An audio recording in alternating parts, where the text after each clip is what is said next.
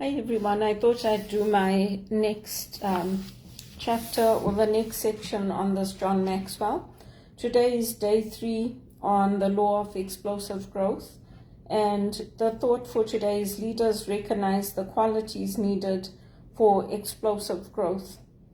So when we're looking at our formation, or when we're looking at how we form identity, all of us go to school. We all have teachers. When we go to nursery school, to high school, to graduate, people have different styles of learning. Some people are visual learners, other people learn by hearing, other people learn by doing, and most of us are a combination of the three. But we usually follow teachers, and that's how we learn and that's how we grow. So we have to be open to learning in that way. And again, if you look at the Bible, Jesus was a teacher. So he was a rabbi and people listened to him. And most of the time, Jesus is not angry. There's a few times when Jesus is angry in the scriptures, but most of the time he's compassionate, he's kind, he's healing. The only time he is angry is when the spirit of the law is not being followed and the temple is being used to commit crimes, to keep people in poverty, to put heavy burdens on them. And then the second thing we can look at is the soldier. So when we go to Mass, we use that centurion's prayer that Jesus does not have to come to our house. He only has to say the word and the servant will be healed. So for us, the servant is the soul, the wounded soul that we're asking for healing for. And it's just following Jesus's word and knowing that his word is good and it's trustworthy, and taking that word and putting it in us. So the soldier is also coming to Jesus as an outsider. He's not part of the Jewish community, but he's coming to him. And so with us, we are joined when we accept that leadership of Jesus. And we are soldiers for Christ. We are fighting a spiritual battle, not a worldly battle. And it's a battle for our souls. The third one we can look at is the athlete. So all of us, or many of us, have participated in sports growing up. And we have different rules that we have to follow. But we don't follow those rules without conscience. For a long time, there were sports that women could not compete in, or there were sports that people of color could not compete in. So through changes and through sacrifice and through people speaking up, now women can do that, and visible minorities. Even whole countries used to be kept out of games, Olympic games, different places. We went through that in Rhodesia. A lot of people did not agree with Rhodesia declaring UDI and breaking off from Britain. But today nobody wants to be a colony of Britain. So some of these changes were painful. They isolated us. They cut off our access. They cut off our food supply. They cut off our getting access to the basics. And that's how the country fell. Because once they had South Africa, we were finished. But if South Africa hadn't turned against us, our dollar was stronger than any currency, even the US currency and the pound. That's how strong it was. So some of these things people don't like because they want to keep the status quo with the powers that be. They want to keep certain political powers in, and they want a certain hierarchy in place. And that's why we fell. If South Africa had remained united to us, we wouldn't have fallen. And that's just the reality. And for some of us, we left Africa, we came here, but what they're doing to us here is worse than what we went through when we were growing up. You can't get jobs, you're better educated than some of them, and they won't let you compete. They won't let you get a good job in the workplace. They won't listen to what you're saying. So it becomes very difficult because they think they know what is best and what is better for you. And sometimes it's not the case. I'll give you an example. My doctor is retiring, Dr. Ng, and he stood by me and my healthcare decisions when I had reported what was happening to me at all these companies, and I refused to get the psychiatric treatment because I know myself. I know that I didn't lie. I know that I told the truth about what was happening, and the banks wouldn't confirm it after giving me a directive to report it. So he stood by my decisions and he said to me, as long as you are okay, and Dr. Zaretsky also told me that, as long as you are okay and you are going to cope, it's good. So sometimes we have good people in our lives that stand by us and stand by our choices as women. And he's a man, he's a visible minority too, Dr. Henry Ng. But he supported me.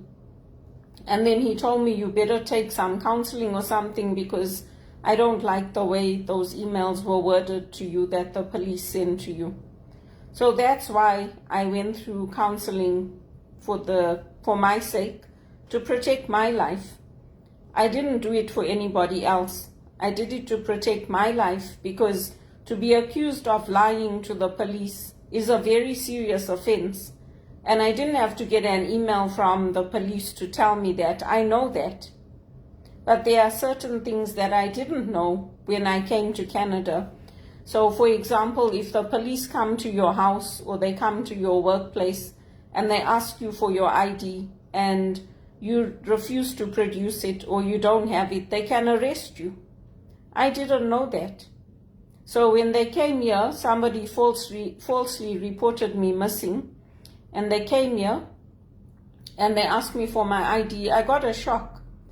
And they're like, no, we have to see it. I didn't even want them to come.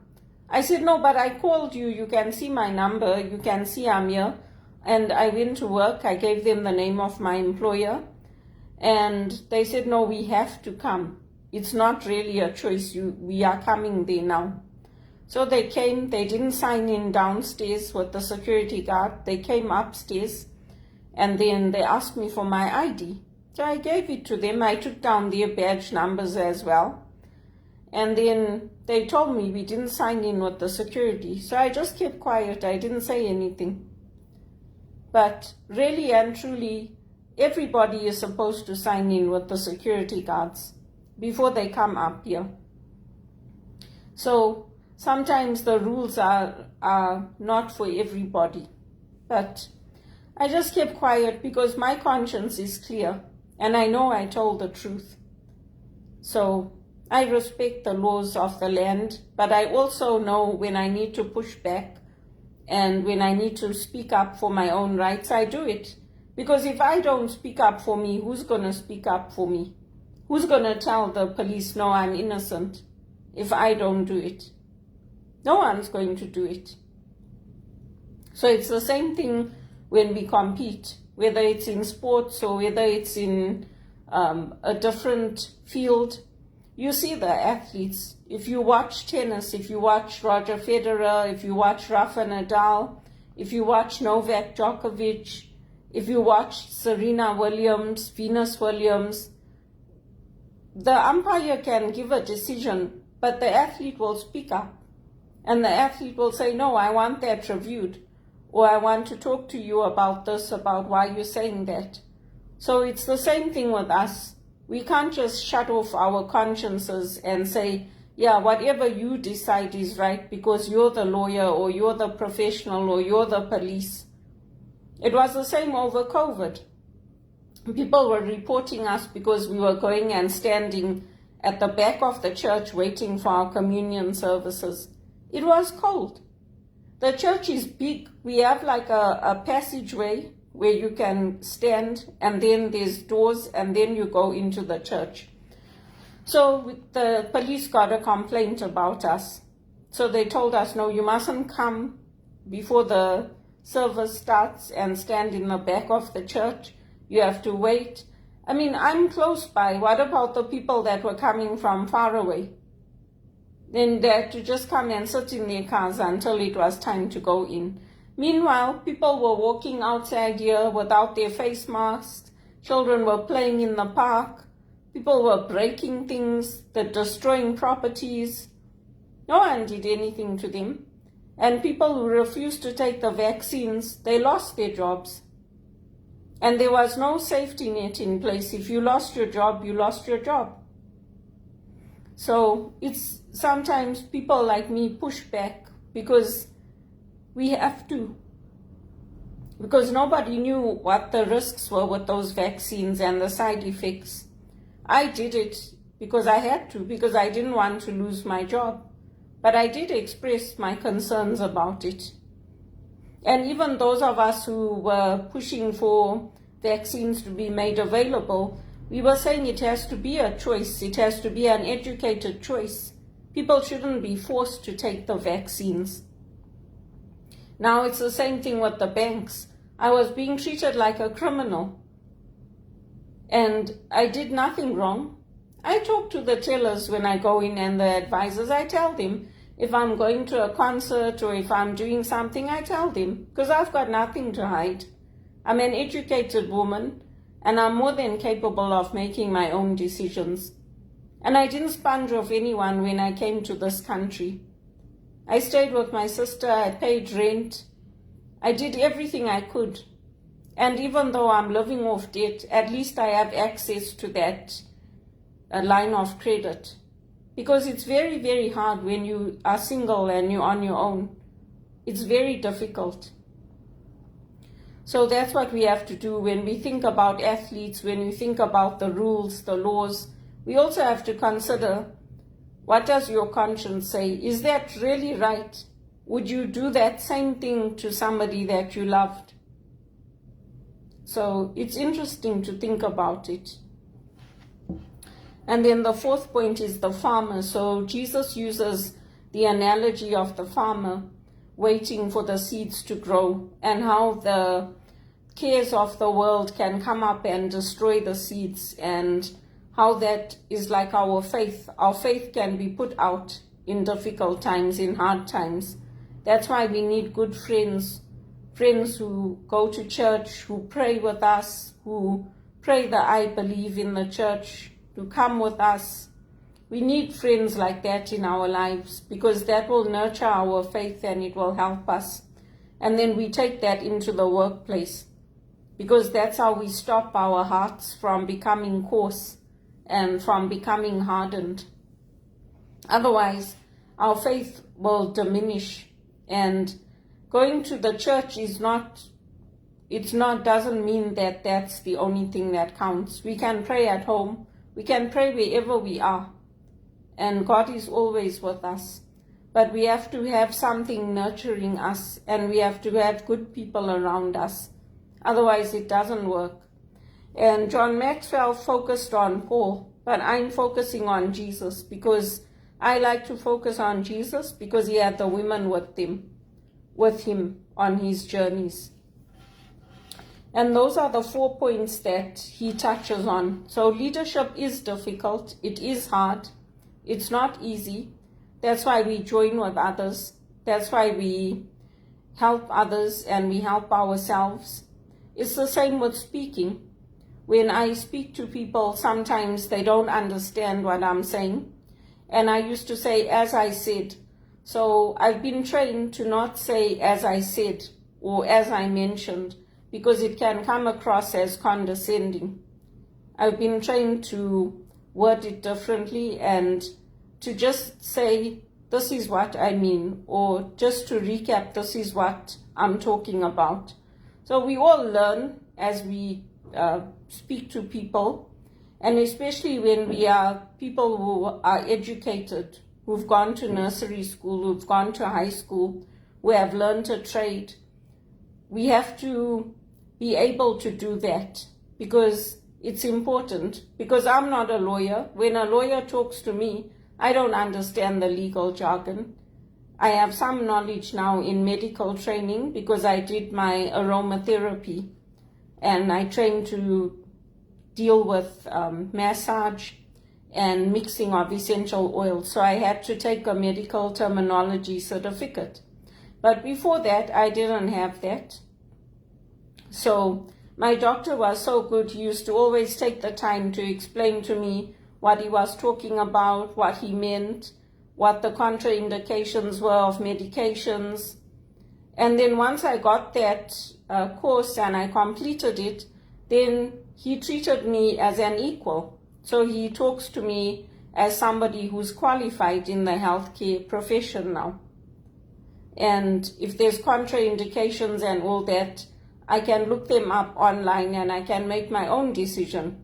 But he would never force me. He would never say, I think you should go and get this treatment, or I'm telling you that you should do this, or this is my only wish. He wouldn't do that to me because he knows I can make my own decisions, and that's why I'll miss him. He's earned his retirement and I'm happy for him, because you don't get many doctors like that that are compassionate and caring. And a lot of people probably hated him for standing by me. But you know what? It's good, because us women, we need doctors like that. We need doctors, and also doctors who stood up to all these vaccines and all that when it came out and said people should have a choice. Because people should have a choice. If you take a risk with your life, it's your life. And yes, you care about the people around you, but at the end of the day, it's your life. It's not somebody else's life. And now I've also reached the point where if people are pre-diabetic, and if they know that they could go blind and they could kill themselves by doing what they're doing, and I tell them once and they still want to do it, I just leave them. Because it kills you when you see somebody and they know that, okay, if they're going to drink this alcohol and they're going to have these sweets and they're going to do all these things, it's going to result in them going blind, and it's going to result in them having heart problems and having all kinds of problems with their eyes, with their blood pressure, fainting, and they still insist that they are going to do it their way, then I leave them. Because when I lived in South Africa, I lived with somebody who had diabetes. And I know how the mood swings come and all that. And he was very good. He used to take his medication. He used to look after himself. He used to help himself. But if people are not willing to help themselves, and if they've got family around them who are encouraging them, when I'm telling them not to do that, and they're encouraging them to do it, then I leave them. Because it hurts too much. And I'm like, you know what? Then I don't want to be held legally accountable for your actions, because you're not willing to listen to me. And then when your health suffers, when you fall down, when you have all these things, then you want me to come visit you in the hospital. Or you want to know why I didn't come. Because you took that decision in your hand. And then they come down on me, and they have such a self-control that when they're putting the phone down, they say, she knows. Screaming at me, shouting at me, yelling at me. That's what I go through. So it's very, very devastating if you don't have your faith, and if you don't have something that you can hold on to. Whether it's the music that helps you, or nature, or something, it can result in you not developing other leaders, but just having followers. Because at the end of the day, all of us are going to pass on, all of us are going to die, and all of us want to leave this earth knowing that we used our potential, that we helped other people, that we created good lives for ourselves, that we didn't just sit at home and rot. We went out and we worked and we provided for ourselves. That's what kills me in this country, is that I have the skills, I have the education, people know that I'm competent, but they'll just leave me to sit at home, to make other people happy. And it's not fair to me. So I really hope I get a good job soon. But those are the points for today. And the question for today is, do your potential leaders possess the qualities needed for explosive growth? People without integrity will not have any conscience. They will not have any respect for the laws. They won't.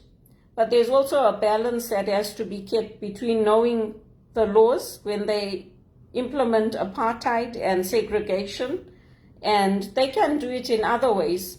In Canada here and in the US, we had what we call redlining, and we still have it, because in order to buy a home or buy a property or do something, you have to be earning a certain amount. And people with my skills and my qualifications and my education, they're earning between 70,000 to 120,000. And what am I earning? Peanuts. I started earning $11 an hour in 2018. Then I went to $14.25. Then I went to 17. Then I went to 19. That's not fair to me. It just is not fair. It's just the reality. Because I know my work. I know what I'm doing. I'm more than competent. And you can ask any of my supervisors that I worked at. They know when I get upset, it's because I'm shouted at and abused.